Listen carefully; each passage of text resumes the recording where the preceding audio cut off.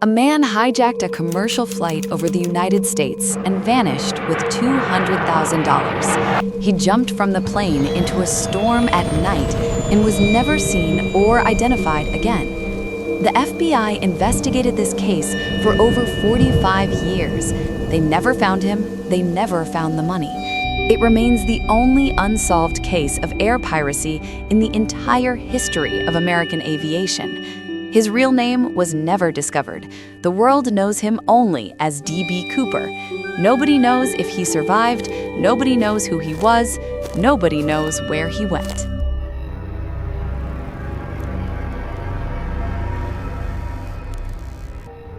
Every case has an official version. This is Dark Record. November 24th, 1971.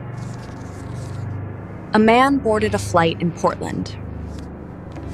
He hijacked it, took the money, and jumped into the dark. Nobody has ever found him. Nobody has ever found the money. This is the D.B. Cooper case, and it goes much deeper than you think. November 24th, 1971, the day before Thanksgiving, Portland International Airport, Oregon, United States. A man in a dark suit and black tie purchased a one-way ticket for Flight 305 to Seattle under the name Dan Cooper. He was calm, polite, and completely unremarkable. Nobody on the ground gave him a second look.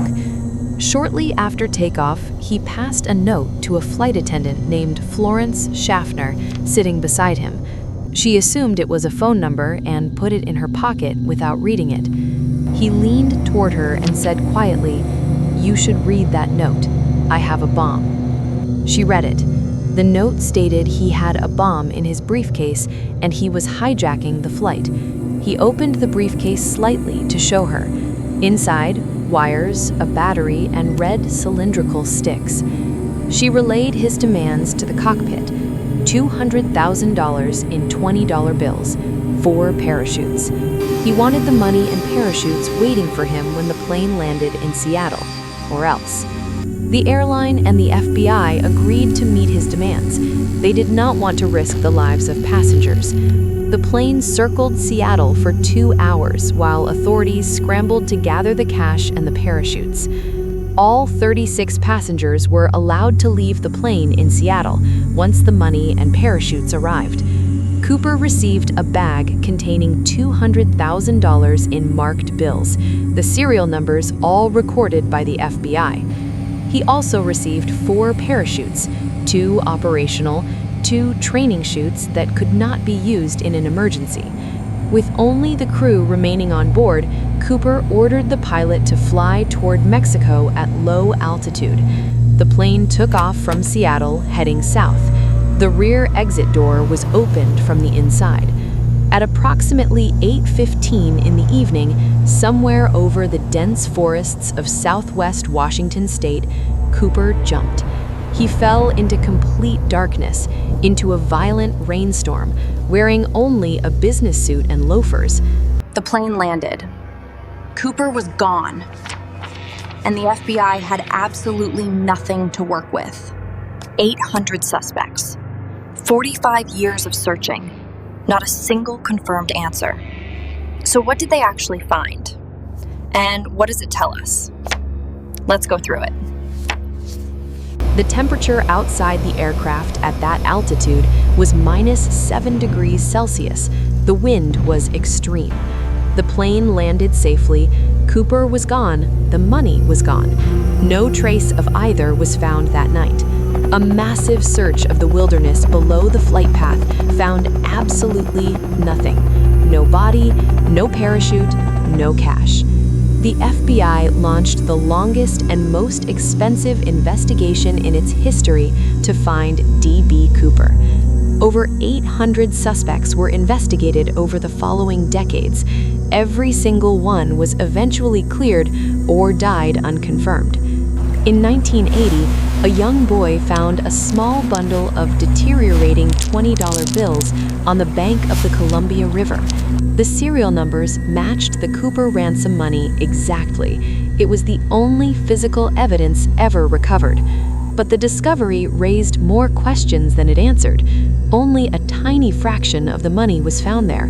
Where was the rest? How did it get to the river? Did he bury it? Did he survive and spend it? Investigators studied the bills carefully.